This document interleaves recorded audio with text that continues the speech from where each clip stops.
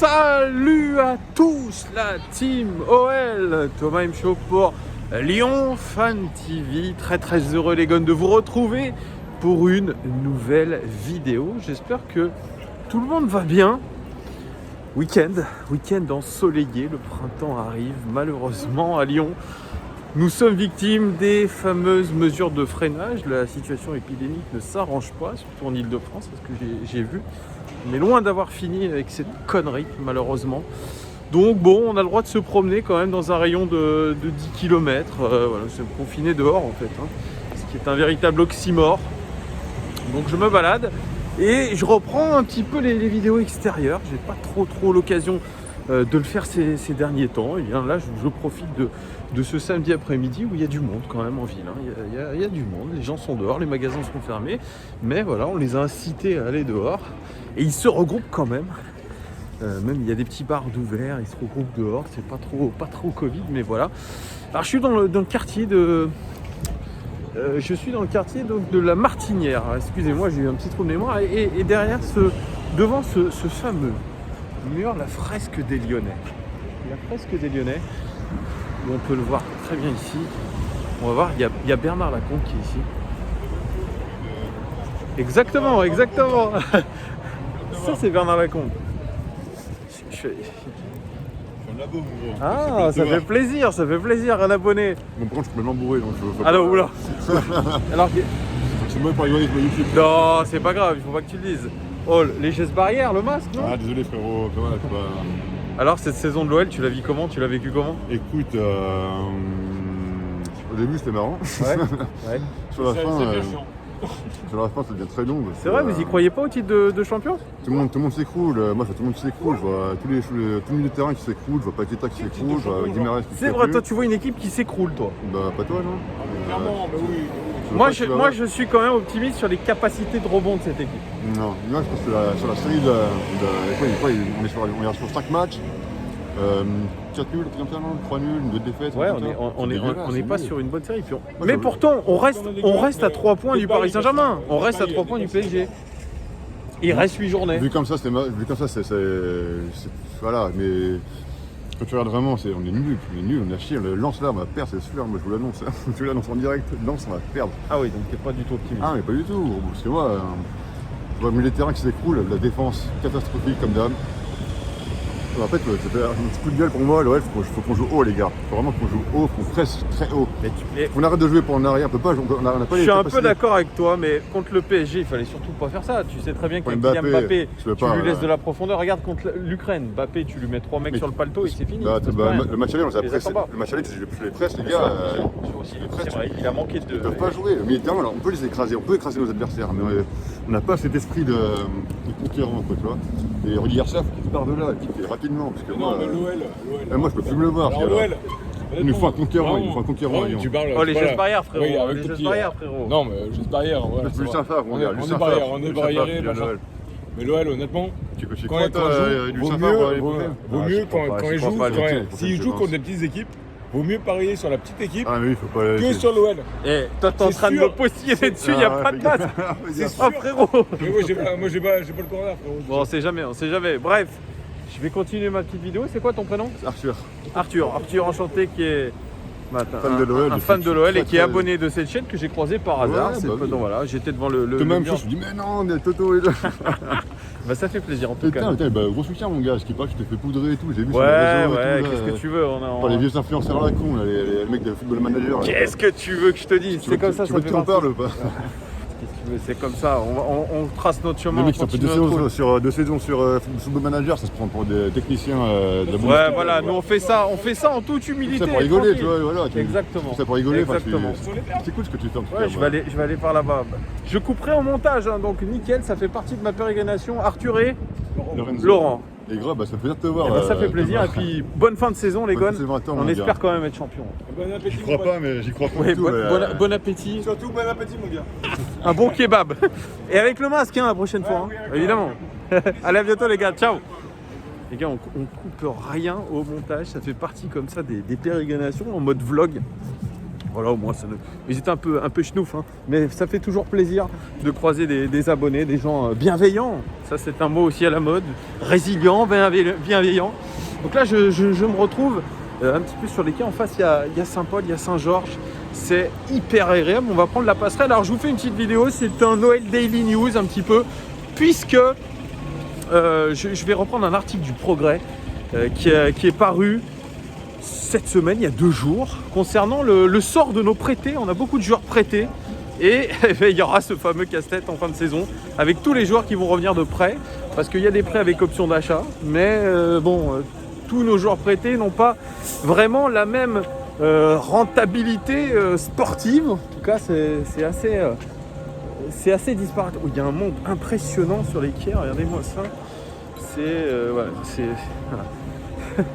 On a une ville vraiment où les gens ont respecté la consigne d'être citoyen en extérieur. C'est à peu près ça. Donc là, je suis sur la passerelle. Derrière moi, il y a Saint-Georges, très joli, très très joli. Quartier Saint-Paul. Ça, c'est vraiment sympa ici. Vraiment, c'est top. On a l'impression d'être dans une ville touristique avec des touristes étrangers, mais non. Ce ne sont que des Lyonnais qui sont dans la ville. Pour moi, c'est impressionnant le monde qu'il y a dans cette ville aujourd'hui. Donc, j'espère que vous profitez un petit peu de ce panorama. Il n'y a pas que le foot dans la vie, hein. Il y a aussi une très belle ville de Lyon. Il y a un beau club de foot, une très belle ville. C'est aussi ça, le football. C'est pas uniquement l'aspect sportif, c'est l'aspect de la ville. Ça, c'est intéressant, ça, c'est cool. C'est pour ça que moi, je suis amoureux de cette ville. Vraiment, j'adore. J'adore, c'est toujours un plaisir. J'ai l'impression que je bouge jamais de cette ville. D'ailleurs, on se fout souvent de ma gueule en disant « Ouais, Thomas, tu es toujours à Lyon. » Bah, c'est parce que, les gars, j'adore Lyon et que je me sens bien dans cette ville. Voilà, alors, je me déplace. C'est pas évident de parler en même temps qu'on déambule dans cette jungle urbaine, puisqu'on va dire c'est une jungle urbaine. Je vais sortir mon petit papier du Progrès. Attendez, je essaie de ne pas se faire renverser par les vélos aussi. Merci. Allez, je me déplace. Donc, comme je vous disais, on va parler des prêtés. Alors, il y a eu un article, un bel article dans le Progrès. Grâce à mes parents, j'ai les articles du Progrès en date du vendredi 26 mars. Alors, ils nous disent l'énorme enjeu financier des joueurs prêtés par l'Olympique Lyonnais. Effectivement, 84 millions d'euros investis sur les 6 joueurs en prêt, puisque nous avons actuellement 6 joueurs en prêt. Alors, on a Joachim Andersen, on a Jeffrey Adelaide, on a Youssouf Koné, on a Moussa Dembélé, on a Camilo, on a Jean Lucas, et puis on a aussi Pape Cheikh Diop. Bien, ces joueurs-là, ils n'ont pas forcément aujourd'hui tous la même rentabilité sur le terrain. Ça va être très compliqué pour l'OL de les voir revenir, parce que tous vraiment ne font pas des étincelles dans le club dans lequel ils sont prêtés. Je pense que pour l'OL, la plupart de ces joueurs-là, ils aimeraient les transférer définitivement, parce que ça coûte cher. Surtout que pour l'instant, c'est une véritable perte financière. Je ne vais pas vous mentir. Le fait qu'on ait acheté déjà Joachim Andersen, quasiment 25 millions, les Gones quand même, parti à Fulham en prêt. D'ailleurs, je vais commencer par Joachim Andersen. Joachim Andersen, il a signé 5 ans quand même la saison dernière, 13 juillet 2019, pour 30 millions d'euros. Vous voyez, j'avais dit 25 millions. 30 millions d'euros en provenance de la Sampdoria de Gênes. Bon, là, vous le savez, il n'a pas eu une saison fracassante. La saison dernière, ça a été un petit peu compliqué pour lui, vraiment, pas à l'aise. Mauvaise adaptation, et donc il fallait faire quelque chose. Surtout que la concurrence était féroce. La concurrence avec notamment Marcelo, avec Denayer, que ce soit aussi avec Diomandé, bien sûr, Diomandé qui aussi tapait à la porte. Donc il fallait faire quelque chose pour ce joueur-là. Et qu'a-t-on proposé? Bien un prêt à Fulham en première ligue, dans un club qui lutte pour le maintien, promu, mais qui lutte pour le maintien. Et ce qu'on peut dire, c'est que ça se passe plutôt bien. C'est peut-être de ceux qui sont prêtés celui qui réussit le mieux à l'étranger aujourd'hui dans son prêt, puisqu'il a joué quand même la bagatelle de 28 matchs cette saison pour un but et une passe décisive, ce qui est plutôt pas mal. Et il est devenu surtout très rapidement le capitaine de son équipe. Il est redevenu incontournable en équipe du Danemark, ça aussi c'est important pour Joachim Andersen. Donc lui fait plutôt une bonne saison. Fulham ne serait pas contre le transférer définitivement, le garder, mais lui se voit toujours un avenir du côté de l'Olympique lyonnais. C'est ce qu'il faut dire aujourd'hui, c'est que Joachim Andersen a envie de s'imposer à l'OL. Il n'est pas du tout échaudé par les difficultés qu'il a eues, bien au contraire. Il estime qu'il peut aujourd'hui rendre de fiers services à notre équipe. La question est délicate. Moi, j'ai toujours pensé que ce joueur-là était un bon joueur. Il était l'un des meilleurs défenseurs du championnat d'Italie, l'un des meilleurs relanceurs du championnat d'Italie. Un joueur de 24 ans, hein, c'était un jeune joueur. Il a encore beaucoup d'avenir, je pense, devant lui. Et on ne va pas se mentir. Mais il faut qu'il trouve cette confiance. Les coachs qu'il a eu, le coach qu'il a eu, les coachs, oui, il en a eu deux. Les coachs qu'il a eu ne lui ont pas donné forcément leur confiance. Notamment Rudy Garcia, ça a été très compliqué avec Rudy Garcia. Là, je suis place Saint-Paul. C'est la carte Saint-Paul. Très beau quartier. Super quartier aussi, mais pas loin de l'autre côté, c'est l'hôtel de ville. Ils ne lui ont pas donné cette confiance à Joachim Andersen. Et aujourd'hui, on voit qu'un entraîneur comme Scott Parker bien lui a donné la confiance nécessaire. Il l'a même mis dans les bonnes conditions en le mettant capitaine de cette équipe. Et il est plutôt performant. Il est plutôt performant avec son équipe. Et ça, c'est un véritable succès pour Joachim Andersen.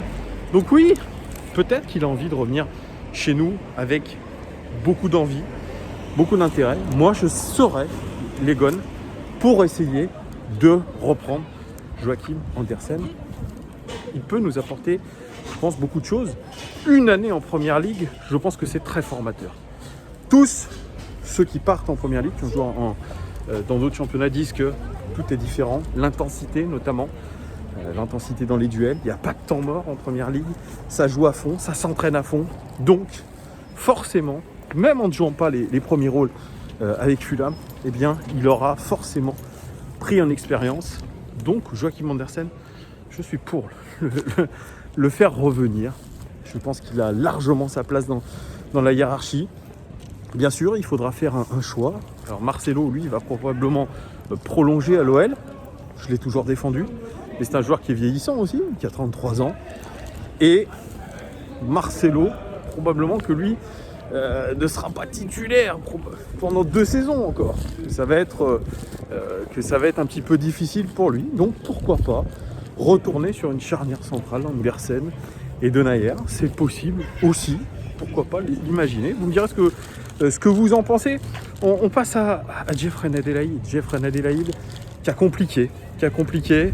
Il a signé 5 ans, lui aussi, le 13 juillet 2019, pour 25 millions d'euros. 2,5 millions d'euros d'incentive et un pourcentage de 15% à la revente en cas de plus-value. En provenance d'Angers, là, il a été prêté à l'OGC Nice avec un prêt payant d'1 million avec option d'achat à 25 millions d'euros. Malheureusement pour Jeffrey Adelaide, 19 matchs seulement avec Nice, un but, 3 passes décisives et puis surtout une grave blessure.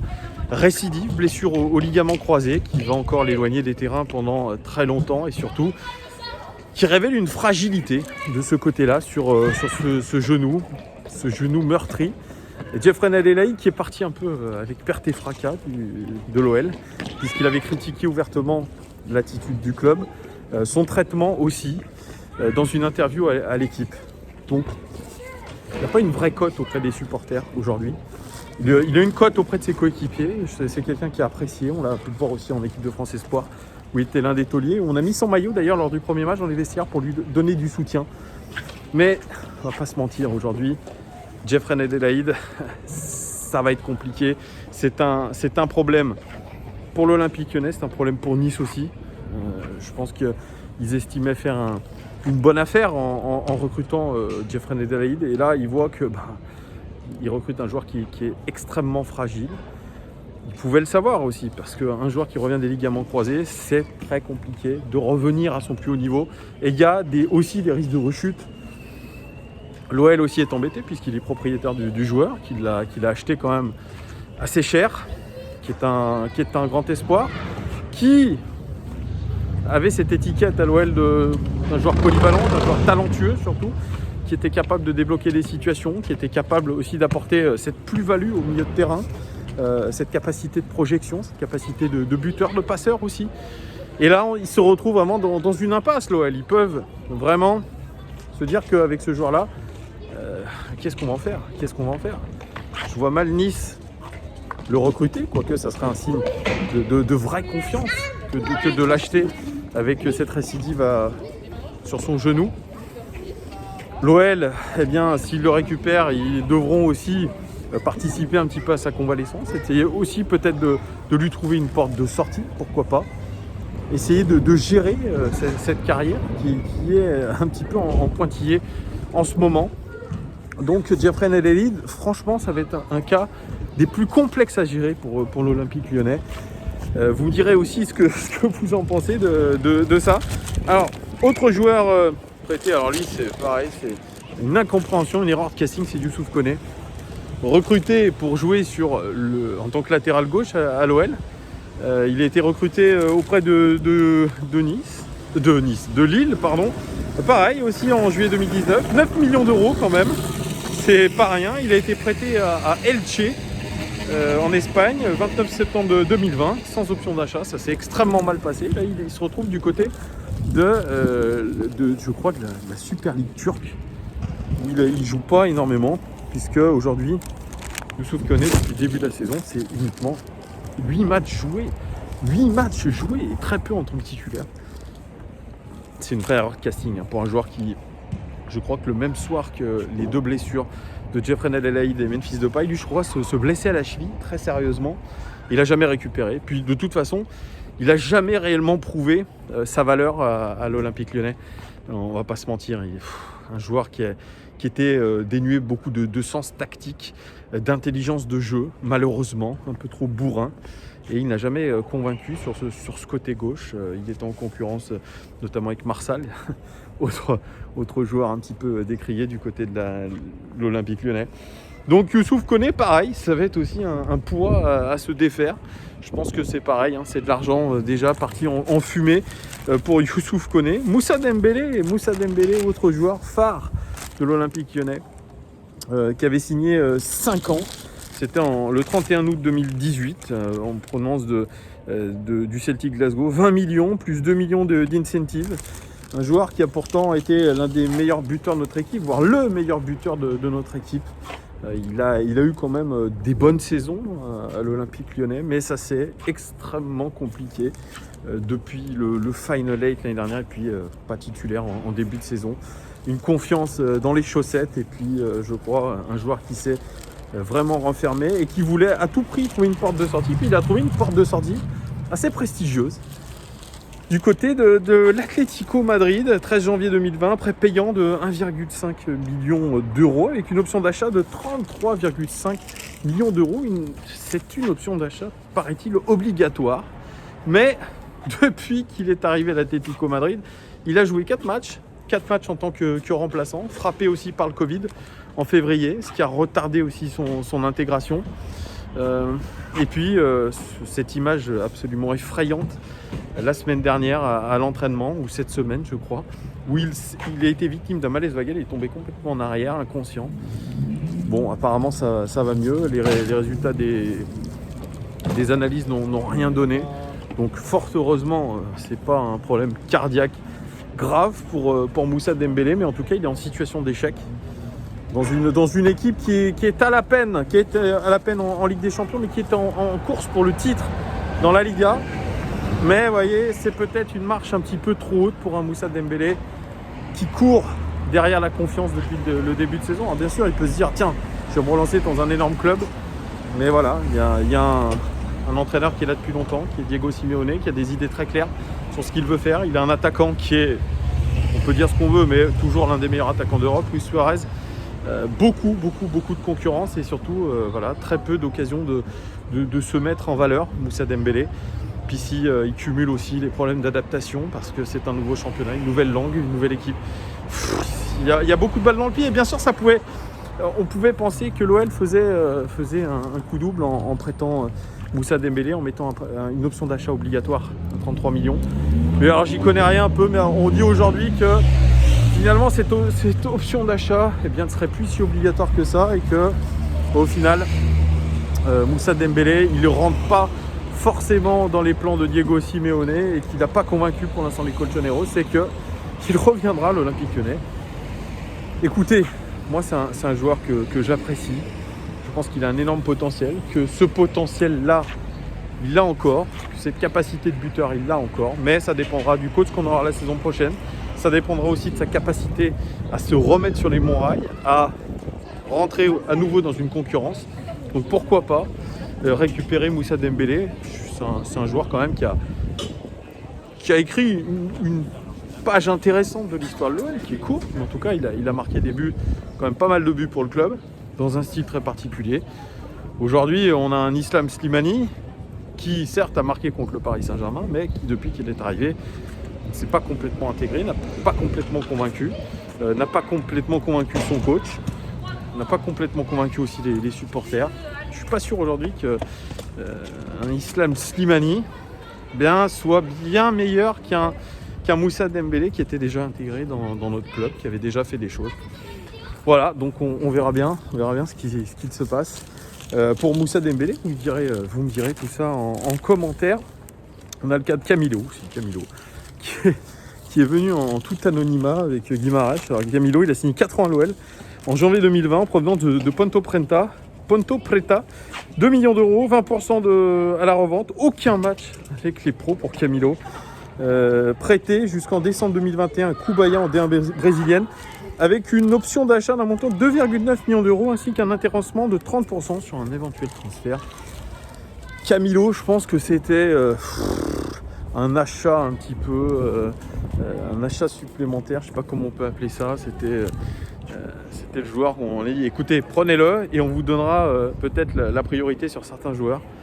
Malheureusement, je pense que vite ils se sont aperçus, le staff, les joueurs, qu'il n'était pas au niveau. Il n'était pas au niveau et qu'il ne pouvait absolument pas prétendre aujourd'hui à une place dans le 11 titulaire, même dans le 11, je dirais le 11 remplaçant, dans les remplaçants de l'Olympique Lyonnais tout simplement. Donc là aussi, une erreur de casting, il va falloir s'en débarrasser, mais je pense que l'OL va pouvoir s'en débarrasser. Puis on a Gianluca, alors lui aussi. Promis un grand avenir, Sampaoli, l'entraîneur de Marseille, qui lui tressait des louanges en disant que c'était un formidable joueur. Lui qui se comparait un petit peu à Paul Pogba, en tout cas qui disait que son joueur préféré était Paul Pogba. On a vu des bribes de choses de Gianluca. On a aussi entendu dire par le journal de l'équipe qu'à l'entraînement il avait été l'un des meilleurs en début de saison, mais son temps de jeu n'a pas augmenté du tout.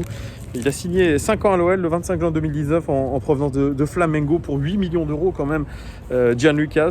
Il a été prêté à Brest sans option d'achat en janvier 2021 puisqu'il se murmure que Juninho veut absolument le récupérer parce qu'il compte sur lui. Gianluca, c'est 7 matchs avec Brest, 2 passes décisives. Il a fait des très bons matchs. Il en a fait, là les derniers sont plus que moyen, donc pareil lui aussi il doit trouver de la régularité, mais il est en tout cas avec un coach qui a une bonne philosophie de jeu, qui lui fait confiance. Donc Gianluca, c'est un joueur qui a vraiment du potentiel. Je serai l'Olympique Lyonnais, j'essaierai de le relancer chez nous. C'est un joueur d'avenir, mais lui aussi il va falloir que peut-être qu'il gagne en sérieux, qu'il soit plus à fond aux entraînements, moins peut-être en dilettante, et ça pourrait le faire. En tout cas, Gianluca, moi je suis pour en tout cas le récupérer, et j'espère qu'on le récupérera dans des bonnes conditions. Et puis le dernier joueur prêté par l'OL, c'est Pape Cheikh Diop. Alors lui aussi, on nous l'a vendu comme un super joueur en devenir, international espoir espagnol, d'origine sénégalaise, Pape Cheikh Diop. Je ne sais même pas s'il n'a pas choisi maintenant la sélection sénégalaise. Il faudrait que... Dites-moi en commentaire d'ailleurs. Difficulté aussi pour Pape Cheikh Diop, qui n'était pas trop dans les papiers de Bruno Genesio, pourtant titulaire à Manchester City quand on avait réalisé l'exploit. Beaucoup de matchs en demi-teinte, des rentrées aussi en demi-teinte. Un joueur qu'on n'a pas senti non plus très concerné par le projet lyonnais. Lui, pourtant, il a eu des formations comme Manchester City, comme Tottenham aussi. Pochettino à l'époque le voulait du côté de Tottenham. Mais bon, voilà, il s'est retrouvé prêté de là où il venait, Celta Vigo. Un prêt qui n'a pas été vraiment auréolé de succès, puisqu'il a très peu joué aussi. Et donc il a été prêté une deuxième fois. Et là, cette fois-ci, à Dijon. Dijon qui est actuellement dernier de Ligue 1. Et il y avait un truc intéressant, une clause intéressante dans son contrat, c'est qu'il était transféré automatiquement à Dijon si Dijon se maintenait en Ligue 1. Là, c'est mal parti. C'est pas définitif, mais c'est mal parti. C'est un joueur aujourd'hui qui a joué, alors attendez, il a joué quand même 20 matchs avec Dijon, mais seulement 43% de titularisation pour Papchek Diop. C'est un petit peu décevant aussi. C'est un joueur qui n'arrive même pas à s'imposer chez le dernier de Ligue 1. Donc c'est pour vous dire, je crois que le joueur est passé de grand espoir à grande déception. Lui, il est avec d'ailleurs Anthony Ratiopi. Alors Ratiopi, je pense qu'il n'est pas prêté. Ratiopi, je pense qu'on l'a vendu. Ratiopi aussi, qui a fait des très belles performances. Mais là, voilà, il rentre dans le rang avec une équipe qui est en difficulté. Donc Papchek Diop, pareil, ça va nous rester un petit peu sur les bras. Je ne sais pas comment on va faire pour s'en débarrasser aussi. Donc vous voyez, beaucoup d'investissements et au final, pas beaucoup de joueurs que, en tout cas, j'aimerais revoir à l'Olympique Lyonnais.